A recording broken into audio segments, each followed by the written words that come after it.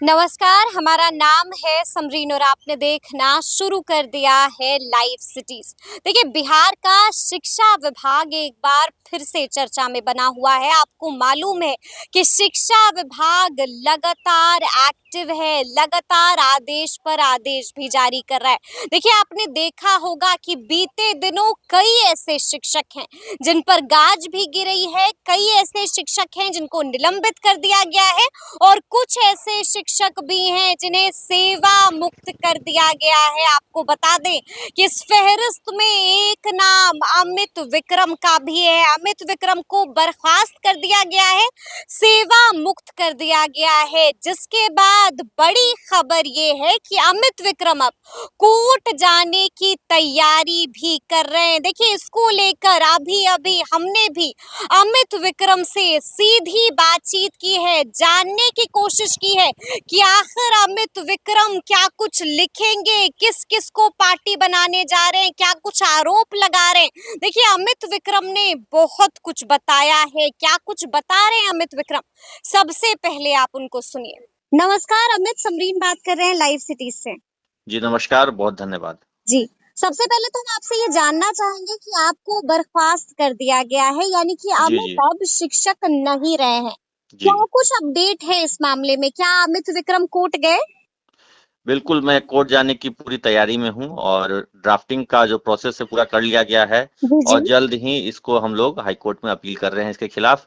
जो हम्म। बर्खास्तगी का आदेश है पूरी तरीके से असंवैधानिक है और जो स्टैंडर्ड प्रोसीजर है उनका भी पालन नहीं किया गया है। जिस तरीके से जांच कराई गई और उसके बाद जो रिपोर्ट दिया गया उसमें कई सारी अनियमितताएं हैं। तो हम लोग इसके खिलाफ बात कर रहे हैं वकीलों से और पूरी ड्राफ्टिंग करा ली गई है और जल्द से जल्द इसको हाई कोर्ट में हम लोग फाइल भी कर देंगे।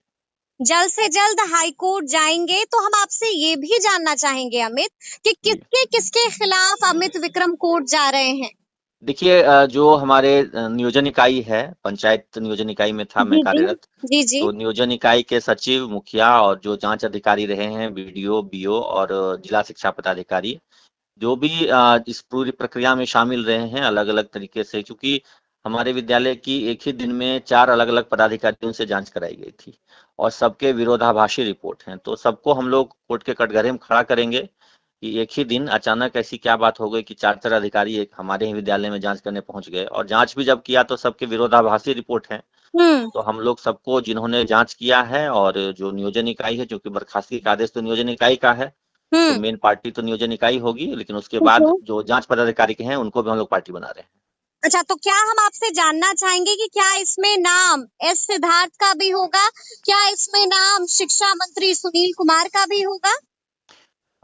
एसीएस चूंकि शिक्षा विभाग के मुखिया हैं तो उनको तो हम्म। पार्टी बनाया ही जाएगा। उनको पार्टी लेकिन बनाया जाएगा, हाँ एस हाँ, उनको तो सिद्धार्थ को पार्टी बनाया जी जाएगा। जी जी एसीएस को पार्टी बनाया जाएगा। ठीक है। लेकिन मंत्री को पार्टी बनाए जाने का प्रावधान नहीं होता है। हम्म। जो सारी जवाबदेही होती है वो एसीएस की होती है या डायरेक्टर ठीक लेवल पे है। होती है, ठीक है। पदाधिकारियों की होती है। तो मंत्रियों को इस तरीके के केसों में पार्टी नहीं बनाया जाता है, इसलिए उनको पार्टी नहीं बनाया जाएगा। ठीक है, यानी कि एस सिद्धार्थ का को पार्टी बनाया जाएगा, उनका बिल्कुल भी नाम बिल्कुल होगा।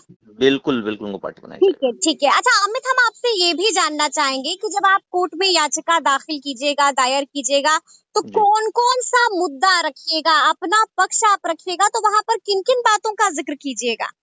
देखिए, हमारे पूरे जो हमारी बर्खास्तगी हुई है उसमें जो प्रोसीजरल फॉल्ट्स हैं उनको हम लोग पहले रखेंगे कि हम्म। नियमतः जिस तरीके से कार्रवाई की जानी चाहिए थी वो कार्रवाई नहीं की गई। ठीक है। हमने अपने तरफ से जो साक्ष्य प्रस्तुत करने के लिए कहा वो साक्ष्य भी ये लोग प्रस्तुत नहीं कर सके। हमारे विद्यालय की जो जांच हुई वो भी गलत तरीके से जांच हुई। जांच के बाद जांच प्रतिवेदन पर हमसे हस्ताक्षर नहीं कराया गया, हम्म। ना ही हमसे स्पष्टीकरण पूछा गया। तो अच्छा, कई सारे आपको प्रोसीजरल मिस्टेक्स। हस्ताक्षर भी नहीं कराया गया? बिल्कुल नहीं है, बिल्कुल नहीं। जांच प्रतिवेदन में जांच में क्या उन्होंने देखा नहीं देखा उसकी हमें कोई जानकारी नहीं थी। हमसे हम्म। शो कॉज नोटिस भी नहीं पूछा, बिना शो कॉज नोटिस पूछे आरोप गठित कर दिए गए। तो ये अच्छा। सब पूरी तरीके से प्रक्रिया जी का जी जी। अवहेलना हुआ है और जो हाँ। जो स्टैंडर्ड प्रोसीजर है किसी भी एम्प्लॉय के खिलाफ कार्रवाई करने का, उसका पालन नहीं किया गया है। तो बिना अच्छा। स्टैंडर्ड प्रोसीजर का पालन किया, ऐसा लगता है कि हड़बड़ी। मतलब प्रखंड विकास पदाधिकारी के द्वारा जो पहला नोटिस दिया गया उसी में लिख दिया गया कि अगर आपका जवाब संतोषजनक नहीं पाया गया तो आपको बर्खास्त कर दिया जाएगा। तो क्या इन्होंने पहले ही तय कर रखा था कि बर्खास्त ही कर देना है? जबकि बात होनी चाहिए थी कि असंतोषजनक पाए जाने पर अनुशासनिक कार्रवाई होगी। अनुशासनिक कार्रवाई में भी बहुत तरह की कार्रवाइयां होती हैं। लघु दंड में 3-4 प्रावधान है, दीर्घ दंड में 3-4 प्रावधान है, बर्खास्तगी तो अंतिम स्टेप है। ठीक है। लेकिन इन्होंने जांच शुरू करने से पहले ही जो मुझसे हाँ। जवाब पूछा उसी में जी। लिख दिया कि आपको बर्खास्त कर दिया जाएगा। अच्छा। तो ये कहीं ना कहीं दिखाता है कि कोई ऊपरी दबाव था और हम्म। पहले से तय की गई थी इन लोगों के द्वारा, कोई यानी मंशा थी। कि हाँ, आप कह रहे हैं कि षड्यंत्र हुआ है। बिल्कुल। और मैं स्पष्ट करता हूँ, षड्यंत्र हुआ है। राजनीतिक षड्यंत्र हुआ है। जी। चुनाव के समय बच्चों की जान जा रही थी, मर रहे थे लूल से, शिक्षक बदहवास हो रहे थे, बेहोश हो रहे थे, उस वक्त हमने बयान दिया था। और उसी का ये राजनीतिक बदला लेने के लिए सरकार को ऐसा लगता है कि हमारे बयान देने से उनको चुनाव में नुकसान हुआ है, उसी का बदला लेने के लिए पूरी हम्म। तरीके से राजनीतिक षड्यंत्र रचा गया हमारे विरुद्ध। ठीक है, ठीक है, ठीक है। और अब आप जो कह रहे हैं कि मामला जो है वो कोर्ट भी जाएगा। अच्छा, बिल्कुल एक हम बिल्कुल। आपसे आपसे हम ये भी जानना चाहते हैं कि आपने भी सुना होगा कि शिक्षा विभाग में कई घोटालों का जिक्र हो रहा है। अगर हम बिल्कुल। उसमें से एक घोटाले की बात करें तो वो है बैग घोटाला। अमित, जी जी। आपकी क्या राय है इस घोटाले को लेकर? क्या आपको भी लगता है कि इस तरह का घोटाला हुआ है?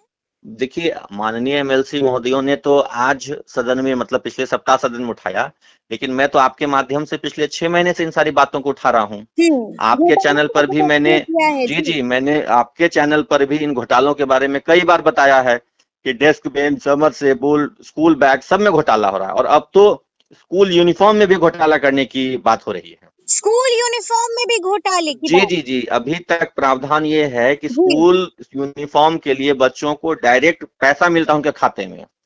तो हम्म। बच्चे अपने मन मुताबिक अच्छा यूनिफॉर्म, अपने साइज के हिसाब से यूनिफॉर्म सिलवाते थे।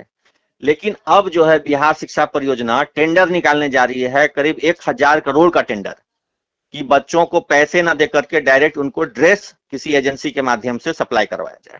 और इस टेंडरिंग की प्रोसेस में जैसे स्कूल बैग में घटिया क्वालिटी का स्कूल बैग दिया गया, जी जी। जो देने के 1 सप्ताह के अंदर फट गया, तो किसी का चेन खराब हो गया, किसी का कुछ हो गया, वैसा ही घोटाला स्कूल यूनिफॉर्म में भी करने की तैयारी है। स्कूल बैग और स्कूल यूनिफॉर्म दोनों का पैसा सीधे छात्रों के खाते में जाना चाहिए था। ठीक है। जो एफएलएन किट के नाम पर जो लूट हुई है, उस लूट को रोकने का सीधा सरल तरीका है कि जैसे स्कूल यूनिफॉर्म का पैसा बच्चों के खाते में जाता था, वैसे ही एफएलएन किट, जिसमें स्कूल बैग, पेंसिल, कलर ये सब शामिल है, उसका भी पैसा बच्चों को मिलना चाहिए और बच्चे मार्केट से जाकर के स्वयं खरीदें।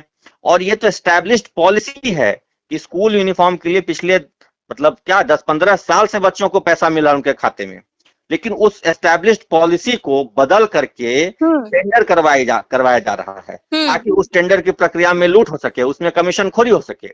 और भारतीय जो राष्ट्रीय स्तर पर कई सारे सर्वे होते हैं, कई सारी इकोनॉमिक पॉलिसीज बनती हैं, उनमें कई बार ये कहा गया है कि इस तरह के स्कीम्स के लिए डायरेक्ट कैश ट्रांसफर ही बेस्ट ऑप्शन है, उसमें कमीशन खोरी की संभावना नहीं रहती है। लेकिन उन सारे दिशा निर्देश, उन सारे रिकमेंडेशंस को ताक पर रख करके ये लोग बच्चों को सीधे पैसा देने के बदले एजेंसियों को टेंडर दे रहे हैं, और उस टेंडर में कमीशन खोरी हो रही है, जिसकी वजह से खराब क्वालिटी का सामान बच्चों को मिल रहा है और जिसकी वजह से घोटाले हो रहे हैं। बिल्कुल बिल्कुल स्पष्ट घोटाला हो रहा है। सत्ताधारी दल के एमएलसी स्वयं चिल्ला करके सदन में कह रहे हैं कि घोटाला हो रहा है। नजारा तो सबने देखा है। बिल्कुल बिल्कुल। जी। अच्छा, हम आपसे ये भी जानना चाहेंगे कि अभी आपने जिक्र किया समरसेबल का, और आपको मालूम है कि इसको लेकर भी शिक्षा विभाग के एसीएस जो है वो काफी अलर्ट हो गए और उन्होंने पीएचईडी डिपार्टमेंट को जांच का आदेश भी दे दिया है और 15 दिनों के अंदर रिपोर्ट भी मांगी है। क्या लगता है? मैं दावे के साथ कहता हूं कि इस जांच की रिपोर्ट में सबको पाक साफ करार दे दिया जाएगा। सबको पाक साफ करार दे दिया बिल्कुल जाएगा? बिल्कुल, क्योंकि इस घोटाले में सबकी मिली भगत है, नीचे से लेके ऊपर तक पैसा पहुंचा है, सबका कमीशन बटा है। आप जी।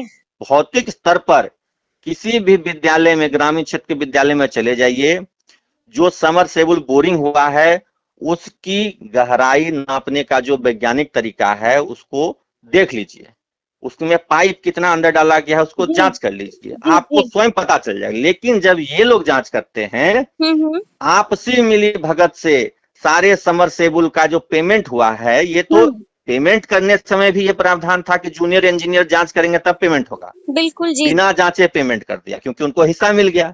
हम्म अब इस जांच में भी यही होगा, उसी हिस्से में एक हिस्सा और बटेगा और फिर बड़ी बात सबको आप कह रहे हैं, बड़ा आरोप लगा रहे हैं। बिल्कुल बिल्कुल बहुत बड़ी बात मैं कह रहा हूं और मैं सच्ची जी। बात कह रहा हूं, मैं सच्ची बात कह रहा चलिए, हूं, इन्हीं सारी बातों को लेकर के जांच रिपोर्ट जब आएगी अमित, तब तो दूध का दूध और पानी का पानी हो जाएगा। आप तो ये मैं बताइए। आपको दावे के साथ कह जी। रहा हूं, मुझे जमीनी हकीकत पता है, ये लोग जो हाँ, जांच कर रहे हैं जमीनी स्तर पर ठीक है। उसमें पूरा लिपापोती हो रहा है, सबको पाक साफ बचाए जाने का उपाय लग रहा है। अच्छा, अच्छा ठीक है। ये बताइए अमित कि स्कूल जी। टाइमिंग क्या लगता है? स्कूल टाइमिंग बदलेगी, 10 से 4 होगा?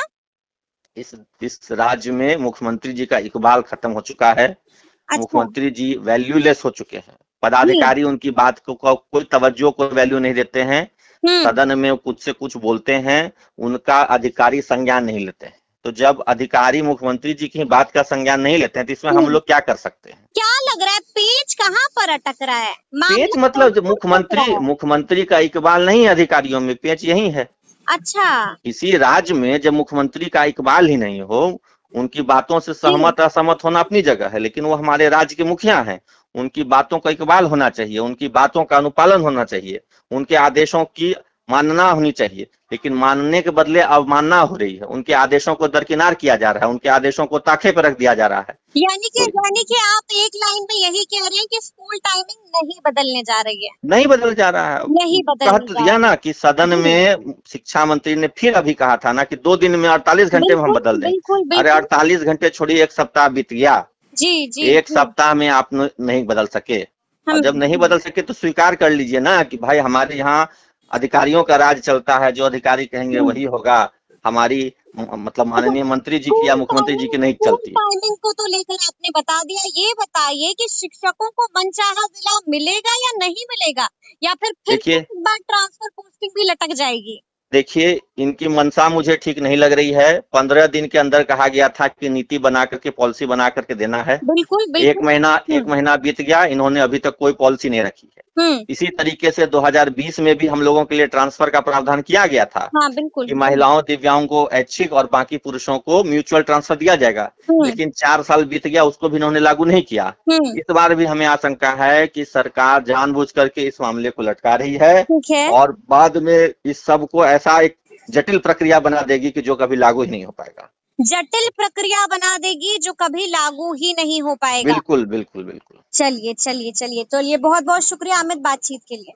जी, बहुत धन्यवाद। धन्यवाद। तो सुना आपने कि क्या कुछ कहा है अमित विक्रम ने। देखिए बड़ी बात कह दी है। नीतीश कुमार का भी जिक्र हुआ है, एसीएसएस सिद्धार्थ का भी जिक्र हुआ है। अमित विक्रम ने बहुत कुछ कहा है और कई बड़े-बड़े खुलासे भी किए हैं। तो अब देखना होगा कि आगे आगे इस मामले में क्या कुछ होता है। तो ऐसे तमाम अपडेट्स के लिए ऐसे ही हमारे साथ बने रहिएगा और देखते रहिएगा लाइव सिटीज। बहुत शुक्रिया।